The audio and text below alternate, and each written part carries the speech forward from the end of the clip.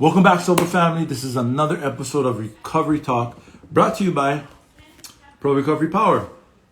Thank you guys again. I just want to start today by saying thank you for all of you guys' continued prayer, love, and support for me and my family as we're still going through this time of loss and grief due to my mom's passing. But I'm getting better, and we are getting better as a family every day. So we thank you guys so much for all the love and support. Couple announcements before we get started. Every Wednesdays at 7 p.m. Pacific Standard Time, we have the Pro Recovery Power Hour. It's a non-denominational meeting, which means all fellowships, all support groups are welcome to attend. It's basically like a 12-step meeting. I believe, our mouth is the valve to relieve the pressure from our hearts. So I believe in speaking things, not speaking things as trying to attract them back into our life, but to release them out of us so we don't stay sick. You guys can join us there. Today, I got my man Ian on. I'm super pumped for this one, man. I'm really excited for this one. I mean, we've been talking the last few days and everything, and it's just amazing how much things like we got in common. As addicts, alcoholics, I mean, we already have a lot of things in common. But in the aspect of recovery, helping people, being counselors, things like that. I know a lot of you guys are excited. What up? Sorry, I never really pay attention to these things when people start coming in. Hey guys, thanks so much. And thank you, for everybody. You guys all, like everybody I see here right now, you guys are always here supporting me. And it means a lot. Thank you so much, because the message I'm trying to carry, my purpose I'm trying to fulfill, I cannot do it by myself. One is too small a number to do anything significant. I need you guys, and I know that. I cannot do what God has called me to do on my own. I can't. So, again, now getting back to Ian. So Ian is the founder of Sober Contracts. You guys can see I'm rocking my Sober Contract shirt today. I'm just super pumped, man. I got to get to know him a little bit better on a more personal level. And please, guys, check out all his social media platforms. But this is one I'm gonna ask you guys to go and see. Out of all of them, this is my favorite one. I believe it's his biggest tool he got is that is his YouTube page. I mean, we're both counselors. I listen to this guy. He's been a counselor way longer than me though. But I'm listening to him talk. I'm listening to him teach. I learned so much just listening to that. It helps me. Like the treatment centers I worked in. We would have like therapists come in and do groups sometimes. I would sit in those. I didn't have to. I would sit in because I'm learning from them as well. Like, this business of growth, growing along spiritual lines, it's not an overnight matter, but it should continue for a lifetime. I will be a long life student of growth in all areas, not just in my recovery, in my relationships, in my finances, in my health, everything, my relationship with my wife, my marriage, everything like that. But I'm really excited. I don't even know if Ian is here yet. Let me see.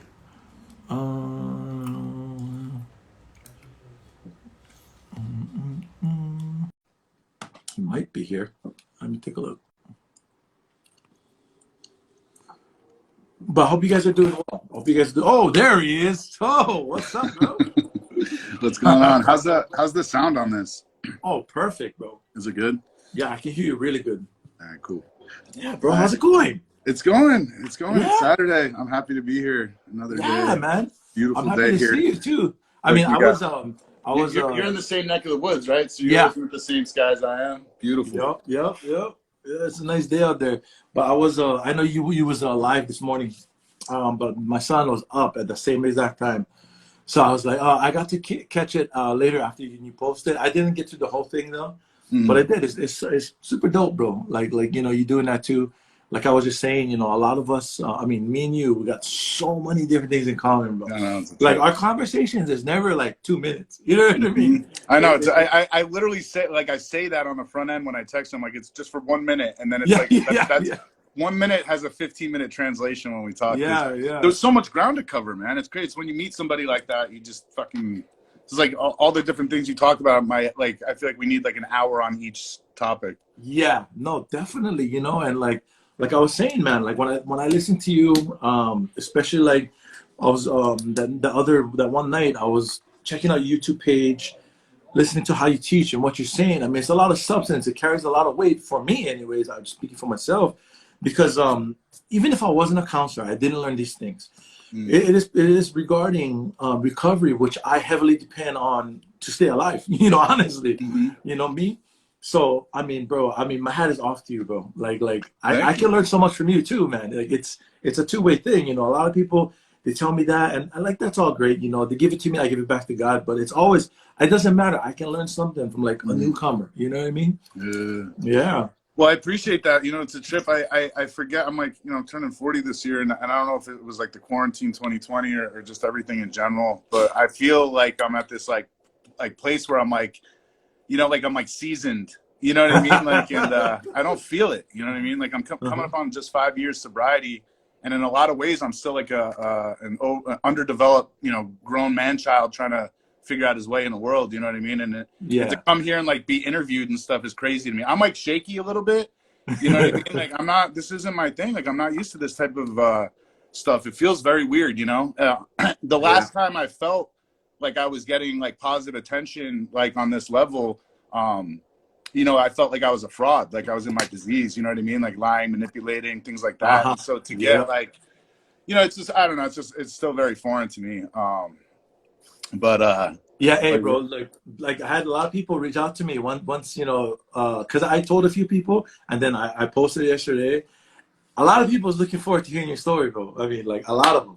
So I mean, I'm really excited too to hear your whole story, like in detail and everything. But yeah, man, it's very inspiring to me, honestly. Like I get what you're saying, kind of feeling like the fraud and kind mm-hmm. of still manipulating, lying. I can relate to that 100%. Yeah. I've done that sober. I know what it's like. Yeah. So I can relate, man. But like, like I guess what I'm trying to say is like I would encourage you to just keep going, man. Because like like the world needs in. The world Yeah, needs you, yeah. bro. That's what It I'm doing. I'm needs you. trying. I'm trying. Yeah. I mean, that's the plan is to keep moving. And it's, I feel like Star Trek sometimes, like going into like unknown, like venturing into, that's what it feels like, Yeah. like fucking space log number, day number 1676, fucking like today I felt like fucking this feeling for the first time at, 37, like it's crazy, you know what I mean? Like it's all foreign ground right now. And, some days it's terrifying, and other Yeah. days it's exciting. And some days I'm bored, it's fucking, so I don't know, Yeah.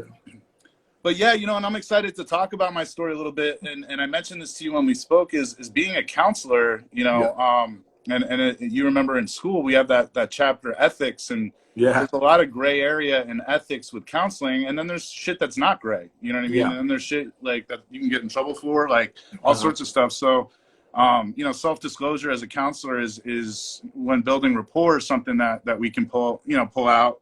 Yeah. I think, I frown upon too much of that, honestly, in a clinical setting. I think it's weak tactics. I think we went to school for a reason. They have a sponsor, you know what I mean? Like to bring the 12 steps into treatment groups is something that happens too much for my liking, honestly. You know what I mean? It's a free You know what I program. mean? Like I can, like when I was going to school to be a counselor, I remember one of my instructors telling the whole class, and I was shocked by this. It just floored me. I was like, what? She said, whatever you do when you're in treatment, never share your story with somebody. And I'm like, how the hell are they going to relate to me then? You know what I mean? And then when I actually got into a treatment center, they're like, no, yeah, you can, don't worry. I'm like, oh, okay. That's what I thought. Yeah, I look at it, I mean, from a counselor, and see, now I'm getting comfortable. I'm not shaky as much because now I'm putting my counselor hat on. You know what I mean? And so that's what I was going to say is when I start to talk about my like actual story, I'm going to dance around a lot. I have broken memory. I have a lot of trauma. You know what I mean? And so even if 5 years in there, to go back and recount, I've done a lot of work. I've done a lot of writing, a lot of burning, smudging, all sorts of stuff, therapy. You name it, I've done it, and some of those scars are gonna, they're still gonna open up a little bit.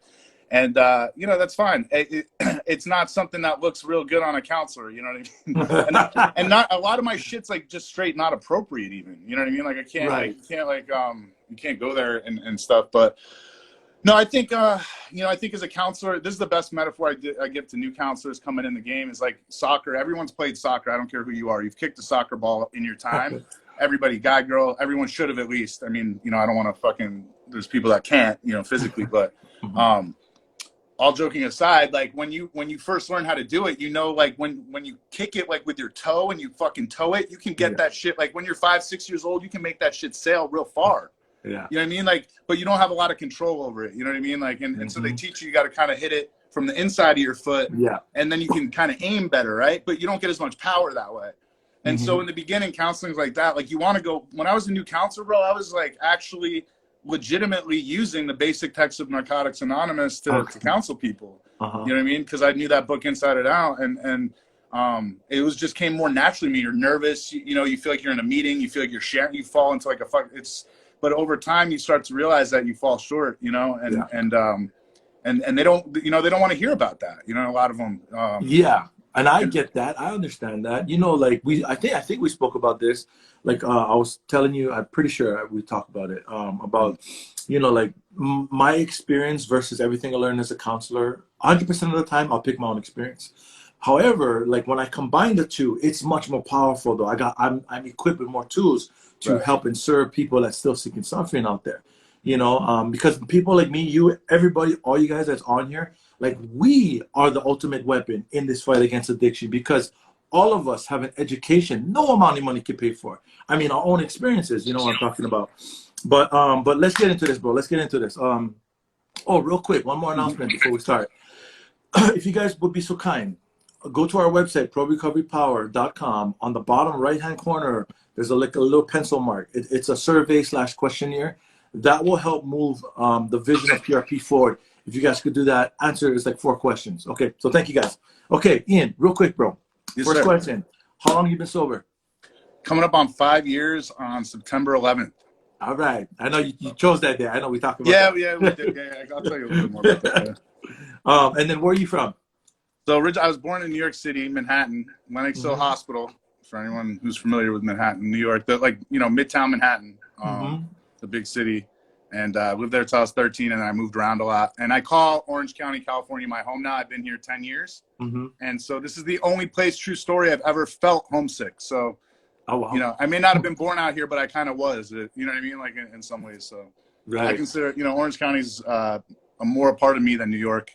Yeah. Okay, cool, bro. And then what was your choice in drink and or drug? Good question. So I ventured away from alcohol in the beginning because my mother was an alcoholic, and I genuinely thought heroin would be better for me. And so I did that in the beginning, and then you know, I'm gonna, like I mentioned, I'm gonna be 40. So we started with like actual heroin. You know, we didn't have the designer fucking pills that they have today. Like it was like Vicodin or heroin. You know what I mean? And then they came out with more crazy shit. And when they did, I went over to that. So. You know, I was doing like, you know, the Oxycontin, you know, the greens before the fucking green monsters, whatever they call it, the 80s and shit. And then the blues came around, and I was on those for a minute. So, and then Dilaudid, and then like, you know, I jumped off that fucking shit and got into treatment right when like Narcos became big and like Opana was on the horizon. You know what I mean? Gotcha. Okay. Yeah. All right, bro. So at this time, Ian, I'll give you the floor to tell us your story. All right. Thank you, sir. Yeah. So, all right. You know, I mean, it's been a while since I've done a panel. It's been a couple years since before COVID. And it's been a while since I've actually even shared in a meeting, as we mentioned before. You know, I go to, you know, when I would attend meetings in person locally, you know, I'd run into clients, so I would never talk. Right. So bear with me a little bit. And as I mentioned, I'm nervous, and that's okay to admit. You know, I have a good reason to be. I also have like issues with myself still. You know, I suffer from body image issues and stuff like that. So, you know, talking about my story while watching myself speak is also uncomfortable for me.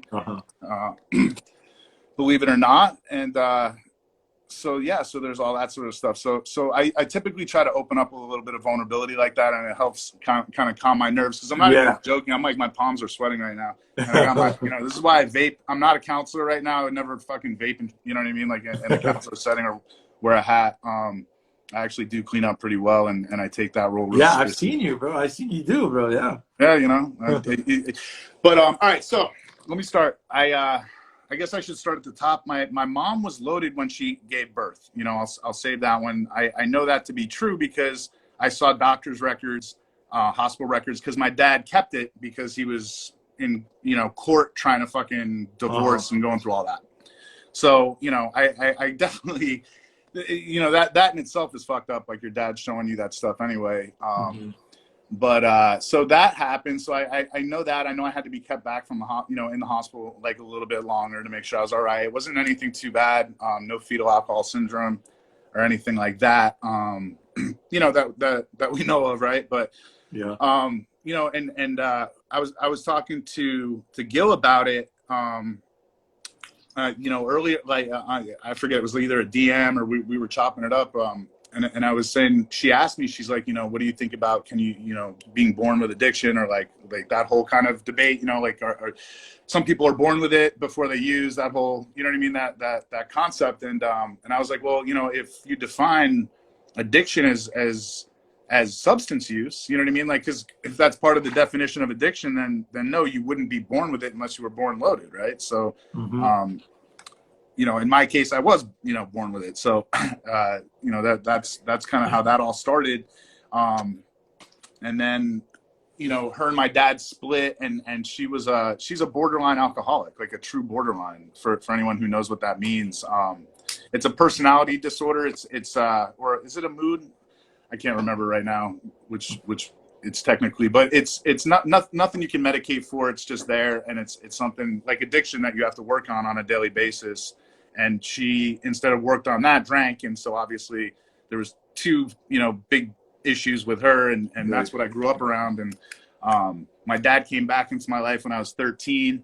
And I just to give a quick summary of my years, to, you know, 0 to 13, before he took custody away from my mother, I lived in a little apartment in New York City on 73rd Street between 1st and 2nd, 345, the Morad Diplomat, apartment 10L, for anyone who fucking knows Manhattan, dude. If you pass that place, spit on it for me.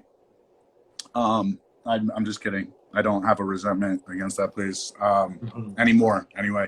But I lived with her, and she was pretty much drunk. She still is, as far as I know. I know she hasn't actually deceased yet. Like, I know that much. But I haven't spoken to her in a long time. But she's been drunk for over 40 years. And so during that time, it was earlier in her alcoholism where she could still function somewhat. And she would, you know, go to work and then go to the bar and then bring a guy home. And so I would get like to meet her, you know, new boyfriend, and he would come. She would be too wasted and not know how to deal with a boy. So she would send him in, and he would teach me a thing or two about being a man. And there was a different guy like every week, you know, and this went on for years. Yeah. And we were really poor, and I lived in the kitchen, and we had roaches all over. So like there's cockroaches in New York City. It's just part of life. You know what I mean? Yeah. And you get used to it. And but they live in the kitchen mainly, you know. So my bedroom was in the kitchen. I had a Murphy bed. It came out of the wall. One of her boyfriends one week built this fucking thing for her, and it was my bedroom. And it sucked. And you know, and so I would have roaches fucking crawling at me at night. And then I would wake up, you know, deal with my mother. I don't even remember how I got myself to school earlier, but I do remember it, you know, doing it all myself. You know, walking to school, which was fucked up at that age, but it was, you know, doable. There was these stores, Safe Havens, that they used to have in Manhattan. That would have like little fucking stickers on the windows, and you could go into there and hide out if kids were bullying you. So I was wearing a tie because, all right, so first at kindergarten, I went to PS 158, and I was the only white kid in my class, like one of like 5 white kids in the school, which, you know, was fine, but it didn't work out for me as well in kindergarten. And I guess I didn't mix real well, and I got beat up every day. And so my grandparents, who didn't speak to my mother because she was a drunk, saw what was happening to me and sent me to private school because they had the money to send me to private school in fucking Manhattan. So now I'm getting dressed and going to fucking private school from a drunk house with kids that are wearing Brooks Brothers suits that live in brownstone apartments, paying like, this school costs like $10,000 a year for like first grade. You know what I mean? Like, yeah.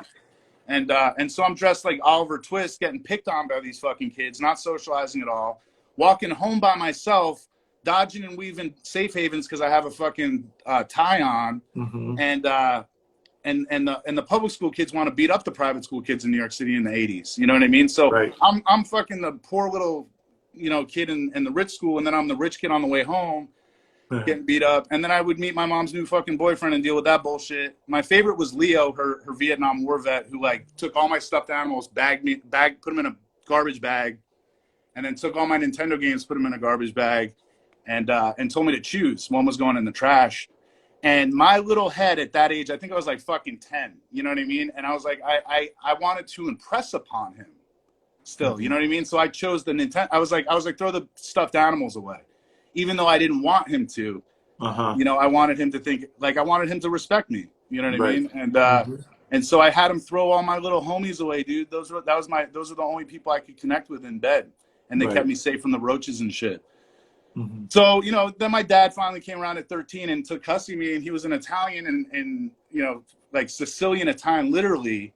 People speak Spanish to him because he doesn't look white, because he's so Sicilian. He's like the guy from like all the fucking, you know, he's like De Niro and Pacino mixed together. I got a picture. Oh yeah. Can you add pictures on this shit at the same time, dude? No, you can't. Yeah. No, I think there is a fucking way. I was doing it before, but really? Not on the split screen. But you can do like little like fucking like effects, like where you can show the picture. Anyway, they look just like Scarface. My mom looks like Michelle Pfeiffer, and my dad looks like Pacino. It's funny. I'll show you a picture later. I'll post one up. Fuck it after this. And so I go there, and I got blonde hair, you know, because I'm like half Irish, Scottish, Welsh, and then half Italian. And so I'm going down there, and they're speaking, you know, New York Italian. They're like, you know, pass the gabagool and the, you know, the gabadil and this and that. And I'm like, I don't know what the fuck that means. I'm saying matzah, and they're like, matzah. You know, it's like, oh, like shit like that. I didn't feel in my own fucking family's house now at 13 in a new state. I'm you know, I feel like an outcast there too. You know, and so like part of addiction is always feeling different. You know what I mean? But like, I mean, fuck, dude, I don't know too many people that would have, you know, had my hand that would have felt like a part of, you know, fucking anything. So, you know, and I don't say this to be a victim. It's my story. It's how I came to be. These were my formative years. You know what I mean? Like I didn't really have much fucking to say about what happened. But then I went to New Jersey, and I went to public school instead of private school. And my dad had a few bucks, and now I'm the rich kid in a fucking poor school. And so I got like, I had a lot of kids want to beat me up. I joined the middle of 8th grade, which sucks. The middle of 8th fucking grade into a middle school. So like there's like 3 more months before I'm off to the high school where I get to be the new kid again. Yeah. So by this time, like I had completely fucking snapped, and like I found a group of punk rock kids that like looked like, you know, they also had snapped, and at lunch, and I just sat down with them, long story short, and I started my, you know, my drug using. And that was I was like 13 and a half, and that was 9th grade. No, shit, that was fucking 8th grade, dude. Yeah. So, you know, I just started with basics, and then graduated to I had started sharing needles in like 9th grade, maybe 10th grade, you know. Anyone on this live right now from fucking Brick, New Jersey can tell you about that town, dude. We brought, in my like honest opinion, this was a group of guys and girls that should have graduated in the class of 99. We were doing heroin, and we didn't know it was heroin at parties. This wave, this epidemic, this heroin epidemic fucking started in this fucking town. I'm telling you, in 1997, in the Jersey Shore, like region of fucking America, Philly, like that whole fucking, like, you know, Baltimore, Maryland, that whole region of the fucking earth created the next generation of what we're seeing, the fucking tail end with the fentanyl shit now. But, you know, I remember being at parties watching little girls do heroin. My friend, I'm not going to mention names on the live, but my friend's younger sister was at the party, you know, and she was like 2 years younger. She shouldn't have even been there. She was like in fucking 8th grade. It was like a sophomore party. And she was doing lines of heroin, dude. And I was like, Dana, what the fuck are you doing? She's like, it's diesel. I'm like, do you know what diesel is? She's like, it's diesel. I'm like, it's fucking heroin. You know, like you're doing heroin right now. And she's like, what? Like, I mean, that's like how quickly that drug took that town, you know? And you know, fast forwarding a little bit, I watched people overdose, you know, and get arrested and die. You know, I started watching death. I remember this one kid crashed coming home from a rave, and it was like, you know, fucking the beginning of just like a fucking lifetime of death that I would witness. And, you know, that's pretty much it. And then I went to a boarding school in Connecticut because my grandmother and father fucking saw the direction that the town and I was going in. And they sent me to this reform school in Connecticut. And so now I'm in fucking Connecticut in a reform school. This is like school number 8 or 9. And and I'm doing a lot of I'm prescribed Adderall, and I'm stealing meds from the fucking med office, and I'm not, I haven't actually technically overdosed, like been hospitalized yet. I have not been, I've been arrested once until this point and spent the night in a holding cell with a bundle of heroin up my ass, but I never got caught with it. So I have no record at all at this point. I had like a terroristic threats charge that got like slapped down some bullshit that disappeared through like, was it like ACOD or whatever those fucking deals are. And so I have no record, you know what I mean? And I like to think it's because I'm smart, but there's certain things, that and without getting too political on this live, I believe a big part of the reason why I don't have a record is because I'm white. And I think the situations I've been in, if I wasn't in those situations, if I wasn't who I was with my skin color in those situations, with the way I spoke, I didn't have a tattoo on my neck and hands back in those days.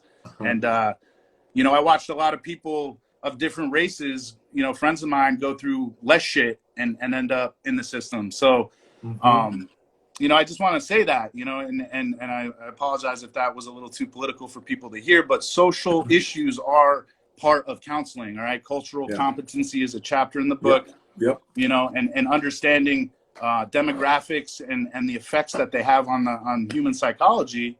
Social stressors is a huge part of treatment. Right. So, just facts for that. So, I never hit a bottom I needed to fucking hit, in those years, at 17, 18, 19. And I fucking went to college. I made it to college, and that's where I met, and I see him in this room. I'm gonna give him a quick little shout out, Johnny Russ. That's like, this is the part in the story where I met you, bro. And a quick little sidebar. He's a counselor in New York now. And this is a fool that we did more cocaine than fucking Scarface on like Tuesday nights. You know what I mean? Like, and I know he did. There he is. You shit, dude. Can I pull him in here can we pull him in here? Yeah, He's go part ahead. of the story. Go ahead. I don't know. Hey, can you talk right now, John? Yeah, like 2 minutes? Let's ask him first. Yeah, just shoot it. Just shoot it. He'll say no if he can't. He might be in the middle of something. I know he's in New York time. Anyway, so I met him, and I got to kind of fly below the radar for another couple of years in college, Manhattanville College. I was talking to our buddies over at Brainwashed Coffee, dude. Yeah, Billy. Billy is also an alumni of Manhattanville College. We both went to the same college. Wow. Small world. I got shit-faced in a fucking piece of shit. I don't even want to call it a bar, called Shamrock in the Bronx. When we and fucking Blaze remembers that. And what was that fucking place in White Plains?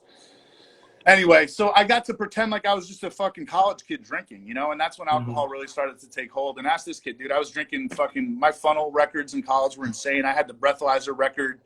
Like, it was not like my dude, I was a heroin addict drinking in college, without like any, like my disease was like alcohol. Like, that's like, it was like fucking a joke. And I was doing cocaine, you know what I mean? So it was like, people were watching the amount I was drinking. I'm not trying to brag or nothing, but like, I shouldn't be here, period. So many funneling.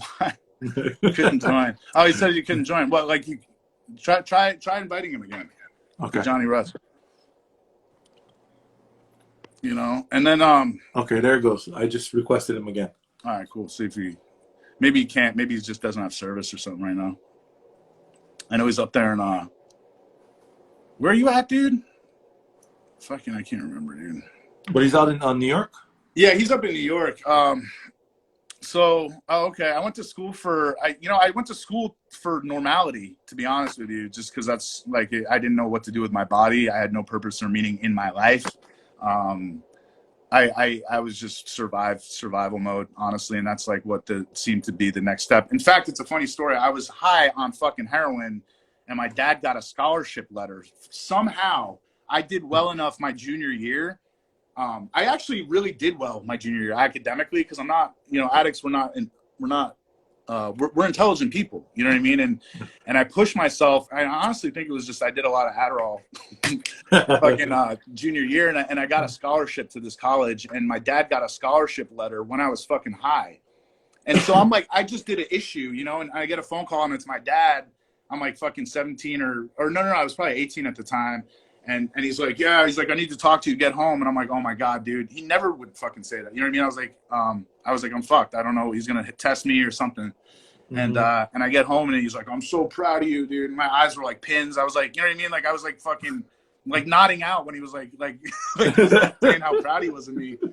And, you know, just like, it was just going back to that fraud feeling, you know, like the feeling of like a fraud, you know, like the last, you know, like so many times I got like, appreciated for something, and it's just anyway.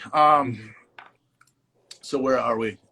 So back to college. I guess Johnny can't join. You know, we saw a little death there. I also saw DMX. Funny story. I told that on a post. We were smoking a blunt. We used to take blunt rides, you know, because you can't smoke a fucking blunt in a dorm room. So we'd go take a blunt ride, and we saw DMX on the street and then his mansion was right there by our school. Had a big ES on the gates for anyone out in Westchester, Earl Simmons.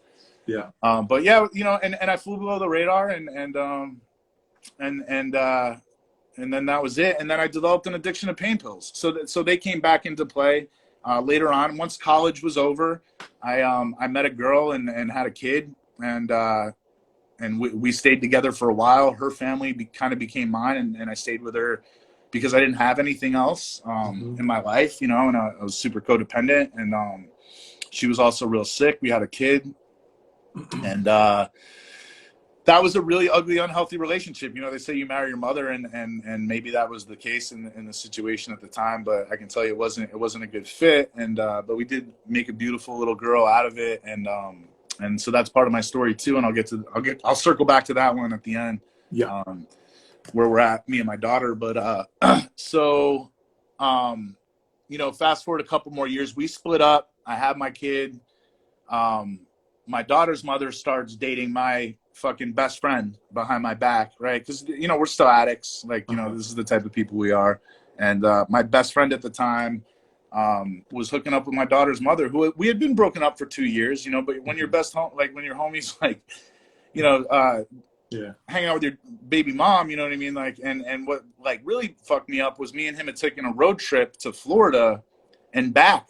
That's, I don't know anyone, that's like a fucking 60-hour drive, dude. Yeah. And he could have dropped some information about it. Not him. No, it was a different dude. This dude, Sean. Not me. And anyway, so now even right now I'm paying him child support. So you know, these things take a while to clean up, but I'll explain that one in a minute. He got with her, and I remember my daughter talking to her on the phone one day, and she's like, "Dad," and I'm like, "Yeah," and she's like, "Not you, Daddy, Sean." You know, shit like that. And so that, you know, I was dealing with a lot of stuff like that. I didn't know how to fucking process a thing, you know, and those are some heavy things to process and sort. And so I was just fucking going to town on those pills, you know, and it was the only thing keeping me going. And I turned 30, and I don't remember my 30th birthday, but I do remember sitting down with a dude. It's all missing. Like, this is a huge missing. I have like bullet points. I know, you know, I had my daughter in my life till she was 4.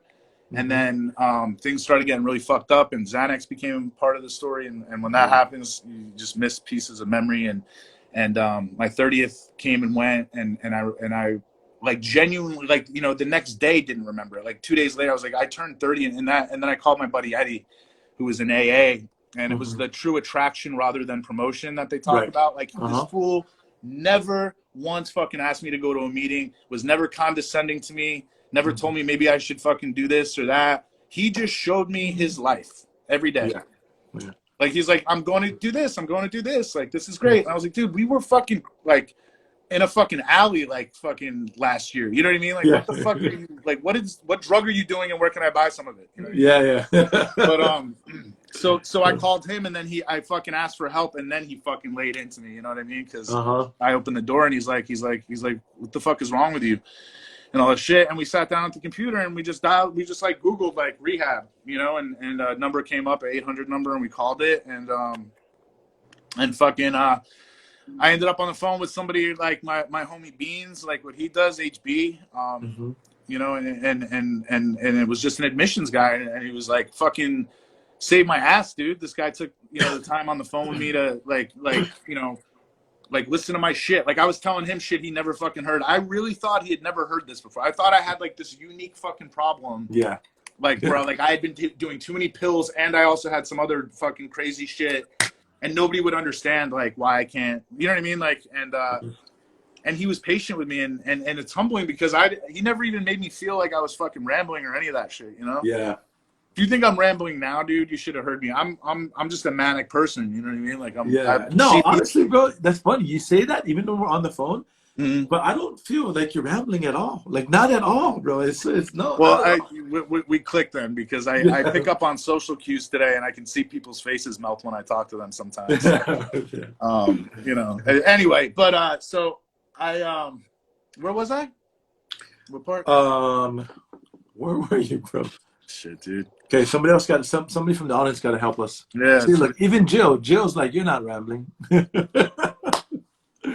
Anyway, you rehab. You called the rehab. College. Oh yeah, I was in so I called the fucking number, and the guy was so cool, dude. And it was like literally, I swear to God, I feel like looking back from the minute I surrendered and just picked up the phone, was like, I need help. From that minute forward, God, Russ is like your mania. God starts working with you. This is my belief. I'm gonna sound like a psycho out of the newcomer or whatever. And maybe I did too much acid in fucking Vermont that summer, but to be honest with you, I really believe God works for those who work for Him. You know, and so when I get with the program and I stop and I put Ian down for a minute, I get good luck. I just get really good fucking luck. And when I'm in my will, I get really bad luck. I say it a lot, you know, but like the flat tire, for some reason, never fucking happens when I'm in gratitude.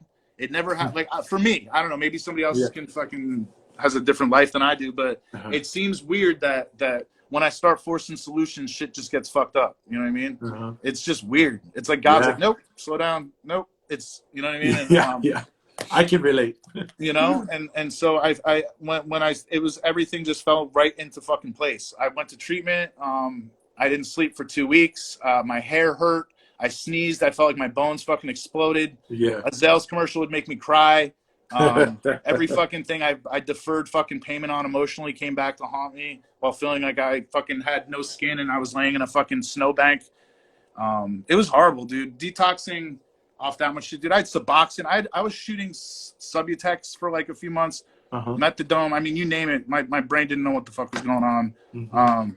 I did fucking steal a Seroquel from another client to sleep, like, to be honest with you, 2 weeks in. Because for some reason they wouldn't give me that shit, which is probably good. But so then I sit my first NA meeting and I hear the first meeting I paid attention. I got forced into an NA meeting when I was young to get my buddy off like punishment one time. We like went in and fucking sat in the back and left, you know? Yeah. But this was the first time I was like actually listening, and they had that reading NA where it's like, you know, many of us didn't think we were addicts or tried medical, doctors, religion, psychiatry. None of those methods was sufficient, right? And so I heard that part and I was like, damn, that's so fucking true. Because growing up, you know, I got sent to psychiatrists because my shit was all fucked up, and they diagnosed me with ADHD, which I probably actually had. I was a psycho. I would like run around the classroom, like in like, you know, like older too. Like I was like, so they had me on Adderall, Ritalin, and then you know, they made me they diagnosed me with generalized anxiety disorder because, you know, I'm on fucking speed, so of course I'm going to present like that. And then they diagnosed me with bipolar disorder because I have fucking those two, you know, I'm on speed and fucking Valium. They give me like a little baby dose of Valium or Klonopin or some benzo. And so then I had bipolar, so they put you on a mood stabilizer, and I was on that shit, and it was like Zyprexa or Lexapro or one of those. And then I was anhedonic because it was too high of a dose, probably. I was a fucking kid, whatever. And now I had depression. So now I'm on an antidepressant. So I'm on 4 meds, and I got news for you. I'm on 0 medications today. 0. I've had a couple stints in sobriety where I've tried stuff and it didn't like work out. But my first 2 years sober was med free, outside of detox, outside of treatment. Once I was like done with that medication management, which I encourage everyone to follow through with if you're in treatment. there's a time to come off of shit. You know what I mean? Like take your Yep. fucking clonidine, like your trazodone. It's not gonna fucking hurt right now. Trust me. Yeah. But you know, I didn't actually have any of those things. I was just an addict with PTSD. You know. Yeah. And so, you know, I imprinted on my counselor in treatment. I even talk like him a little bit today. It's real. You know, when we're new, we're very impressionable. That first 90 days for me, the first 90 days for me, I was a little kid. And it's, you know, this is why ethics is important as counselors. My counselor didn't have good ethics, and he didn't have boundaries. So when I imprinted on him, I became friends with him. You know what I mean? When I had to get my car, we took a road trip together to get my car. He's like the same age as me. He was a year older, you know? I was in treatment at 30. He was 30. He was a counselor. And we just became friends. You know what I mean? And it kind of fucking, it's not healthy. You know what I mean? Because I still to this day, like, love this dude more than I should. You know what I mean? And it's just like, so I learned that lesson through him. Now I'm kind of going on to a counselor tear real quick, but it's part of my story was that, and I really looked up to this guy, and decided, you know, fucking day 2 or 3 in treatment that I wanted to be a drug and alcohol counselor. Yeah. Like after like 2 or 3 of those groups, like I just knew in my heart that that's what I wanted to be, and it was the first time in my life I ever felt that way. And I know a lot of you guys in treatment like feel that way. You know, when they, like, a lot of people that have been in treatment before are like, damn, dude, I want to be a drug and alcohol counselor.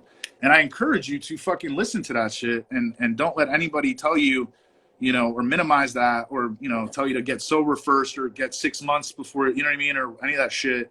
If you got 2 days and you want to be a drug and alcohol counselor, start saving material, because I have some of my handouts from when I was in treatment. You know what I mean? I still have them. You know what I mean? Yeah. I saved them because I knew I wanted to be a counselor. So that was that. And I went to school. Fast forward that, I did that. I got my certificate in the mail, and I have it. Oh, no, I'm not gonna get. It's in the other room, but there's a picture of it. It's the old school KDAC one before CCAP was even a thing. Okay. And it was in 2013, and it was the California. It was KDAC, CAADAC was the board, and then the credentials the same. It was a CADC. Oh, okay. But that was before CCAP. But I got that thing, and it has, you know, when you get your shit, it says "Do not bend" in the envelope. It says CCAP, and it says "Do not bend." They stamp it a couple times in red. And I was waiting for that shit, and I was watching the movie Pursuit of Happiness this whole time, right? Every day, like watching it, motivating, like just waiting for my break, feeling like I can't catch a fucking break. And that movie saved my ass, dude. Pursuit of Happiness is a great. If you're hitting that dark place, and you addicts know what I'm talking about, where you're like getting like really tired and you don't feel worth it, watch that shit. It's a good movie. But so I got it, and I felt this is it, man. This is the best part of the story for me, anyway. Is when I got that and I opened it up. I was living in Laguna Niguel, right down the street, actually, at this place called Laguna Gardens, and I walked out, and I'm telling you, this is a true story. I'm not fucking lying. And I walked outside, and there's no clouds in these skies. All right, there's no. Yeah. All right, you see that? There's no fucking clouds in these skies, and there's sometimes is a cloud.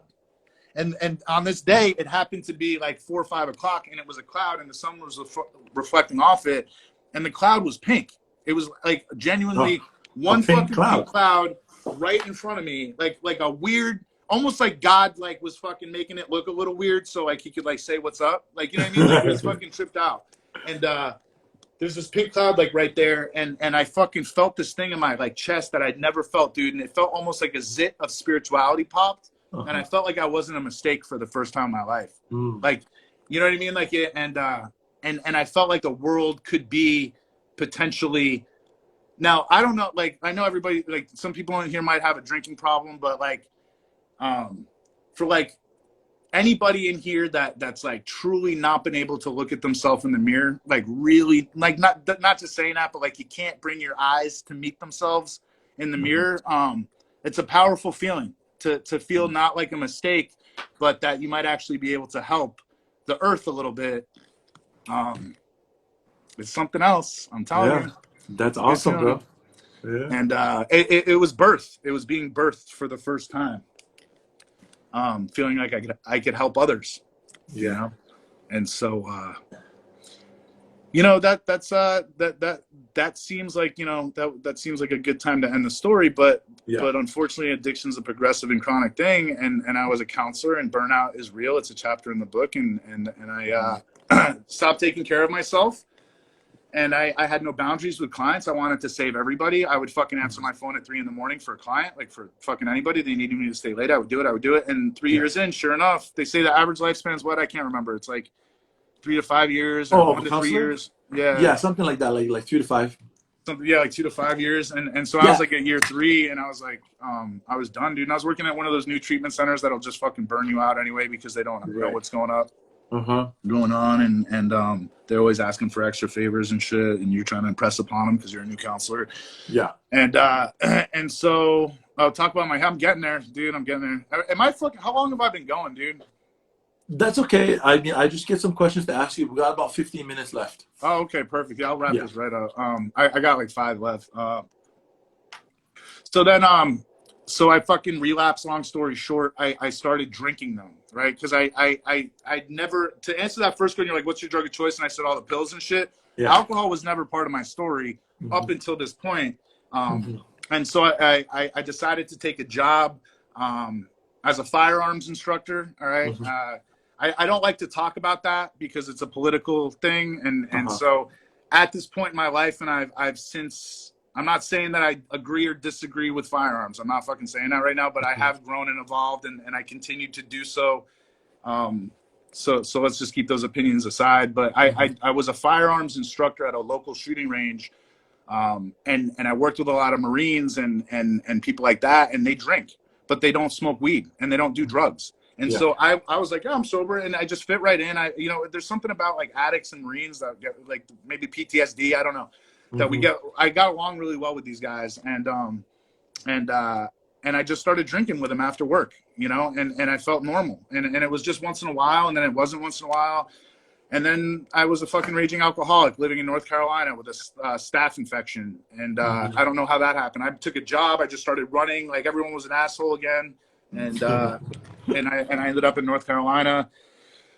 I had an abdominal cyst that fucking got infected, and I didn't go to the doctor, and I, like right on my belly button, so my belt would rub it, and it got really infected, and I just wouldn't go to the doctor. And when the amount I was drinking like literally like, I don't know, honestly. I would say a bottle, like a 750 a day of whatever it was. You know what I mean?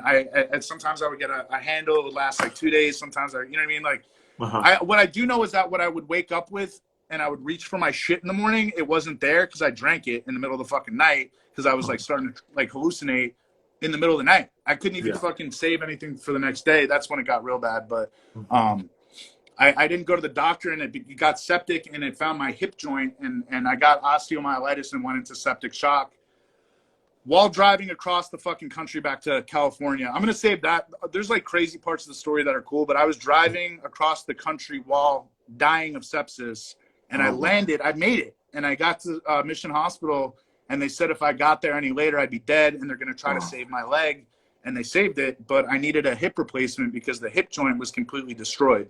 Right. Oh, wow. So once you have osteomyelitis, that's a full-on bone infection. My entire body was infected. That's what septic shock is. Like, you go septic, you know, it gets in your blood, your organs get infected. It's like your whole shit's infected. And so my bones got infected. I had osteomyelitis, and when that happens, not only do you have to beat that shit, which takes forever. I had midlines, PICC lines, like IV antibiotic cocktails. I had a team, infectious disease team in the hospital working on me in the cancer ward. I was there for 2 months in Mission Hospital just fighting this thing.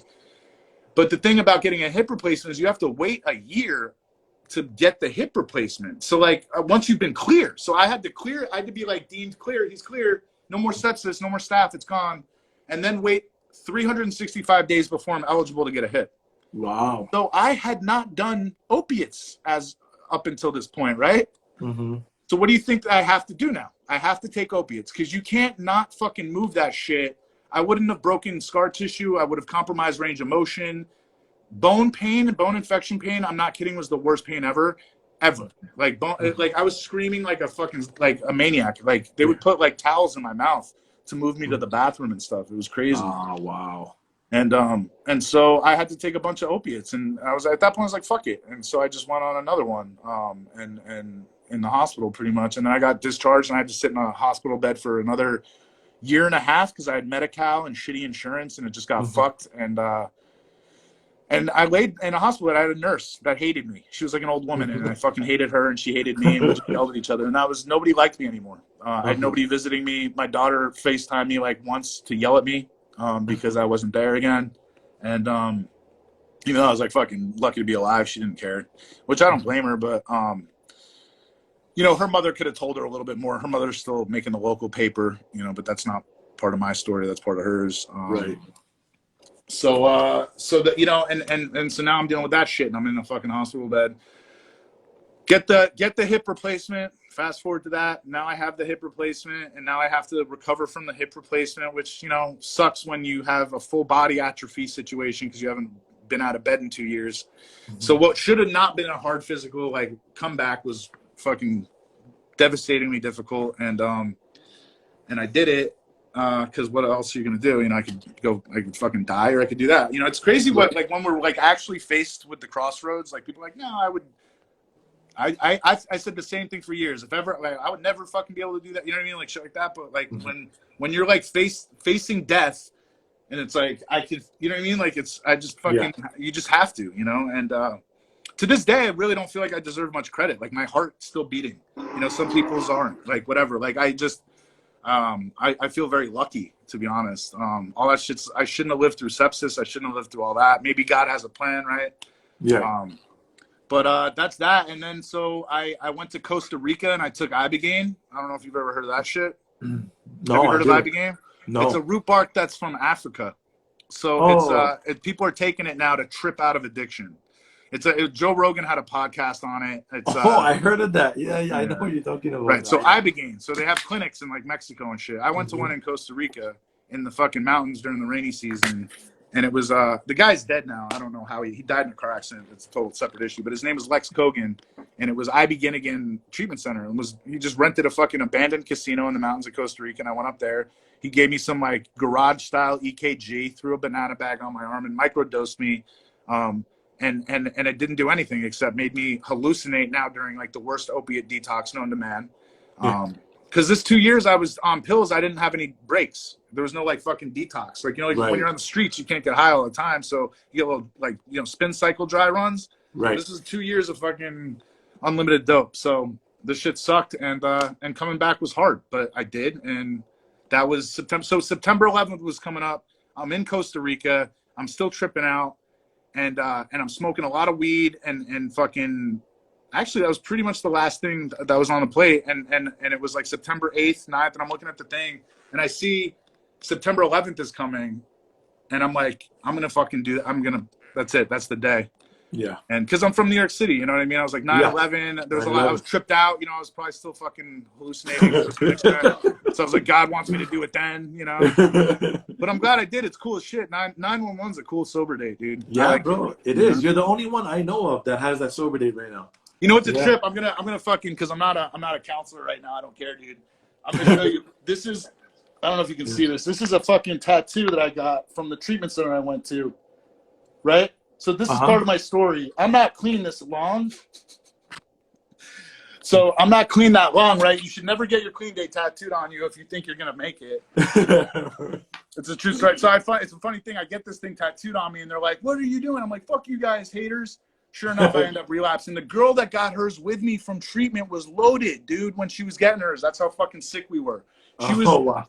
Anyway, so but what's funny is I got that thing done on me, and I would share that in my story, like, you know, like part of my story is I used to tell that as my relapse. My shit's too long now. My story's too fucking long. No, you know what I'm thinking, bro? We gotta do a part 2. We gotta do a part 2. I'm gonna chop it up right here. This is the end of it. But I got my shit, my other one tattooed here because I have a memorial fucking September 11th, New York City one. So that was like in my head. I'm like, oh, I gotta fix my tattoos. Anyway. Yeah, look at Jill. Yeah, Jill wants a part 2. A lot of people want a part 2. All right. Yeah, because you do, bro. You got a lot to say, which is great, man. Too much, man. Too much. Like I've been engaged to you this whole time you've been talking. You know what I mean? Like, I feel like I've lived, like, you know, I know addicts say this. I feel like I've lived fucking 30 lives, honestly. And maybe I have because I'm manic. People that know me a long time know that about me. I cover a lot of ground quick. You know what I mean? Yeah. Sober Contracts is 3 months old. Yeah. I thought of the name 3 months ago, just so you guys know. Yeah, and that's another thing. We can save for part 2. But you down to do that? A definite part 2? Dude, I'm not going anywhere, bro. Yeah. Okay. We'll do it next week then. Again, next week. Yeah. Cool. And then we'll talk details and stuff about it. Let me see. So we technically got 5 minutes left. Is it cool if I just go ahead and ask you these questions real quick? Yeah, please, bro. Okay. All right. So the first question is, Ian, what have you learned about yourself in the process of recovery? Whew. I mean, there's a lot. I know. Let me think of something. Let me give you one real quick. What have I learned about myself? That I'm very organic. I'm very imperfect. I'm very fallible. Okay. I don't know if that makes any fucking sense. I'm gonna keep that one elusive and short because I can't. I'll run too far with that one. Okay. And then second question is, you mentioned that you had a daughter. So tell me about your relationship with her. All right. So she lives right now in New York, in Long Island, with her mother. And being that it is live, I don't think there shouldn't be too much connection on here. I don't think anybody from there shouldn't be fucking on here right now. I've done a lot to try to create that boundary, but she's mad at me right now. I had her out here for a month. As I mentioned, her mother struggles with the same thing. I've been very patient. I'm a drug and alcohol counselor, and I know the effects this is having on my daughter, and I'm trying to make my daughter's formative years as healthy as possible, right? And do as much as I can for that, and work with her mother as much as I can. And I have been. I just can't. Her mother is at a very sick place right now, and is manipulating my kid to think that I'm doing things I'm not, and all sorts of stuff to kind of protect herself. She's making the local paper. She's 13 now. So actually she just turned 14. Holy shit, dude. March 23rd. She just turned 14, and I didn't get to be a part of that. So, it's a thing. The door's always open. I hope she reaches out. The last thing she's asked me to do was to leave her alone. So, because I was hitting her up too much, I guess. And I got to respect that. She's a young girl, and she's setting a boundary right now. So I want to respect that. I don't agree with it. But it's obviously it's not it's not really my fucking place right now, right? Yeah, hold tight, right? So that's what I say. It's not about me. I swear I'm a good father because it doesn't bother me as much as I think. I'm almost like I'm not getting choked up on this one, right? I got choked up on not being a mistake. I'm at peace with this. You know what I mean? I had a fucked up life, and my kid's life is good compared to mine. I'm very happy with the things she's doing and how she's processing things. She's very healthy. She's got a lot more going for her than I did. So right on. And then like the other day we talked about this. So this next question, how did you deal with loss while you're sober? Still dealing with it. So my dad died. Okay. Yeah, he died February 29th, leap year day. Another fucking weird God thing, right? And that was to kick COVID off, And so there's 5 stages of grief and loss. That's human psychology. It's not me trying to be fucking robotic on this. And I've been cycling through them, and I've touched acceptance a lot in the last month. You know what I mean? But I go back and forth. I'll jump into anger and denial and bargaining and some of that stuff sometimes too. But it's a process. But I'll tell you this: it's not as bad as I thought. Being sober, going through it, has made this losing him fucking crazy. This was a reservation. This was the thing. Losing my dad was like, because it's him and my daughter. Those are my only 2 relatives. So now when I got my IS thing, I have no one to no family to be like, hey, I got graduated. It's like when you lose your parents as an only child, it sucks. Anyway, but and I can relate to you too, because yesterday made exactly 1 month since my mom passed away. So that's why I thought of asking you this, because when we were talking, I know you brought that up with your pops and stuff, and like those stages of grief, and like I bounce back. Like acceptance is one, like it's a constant for me. Like I've accepted it, but then the one that'll pop up back and forth is not necessarily depression, the anger, And it's not really, I'm not mad at God, I'm not mad at my mom. It's just there. And like I can become critical of somebody else or something like that. Yeah. So like honestly, I just wanted to know for myself, like what do you do and things like that. So it sounds like we do the same thing. Yeah. Like we're so Yeah, much alike. It's crazy.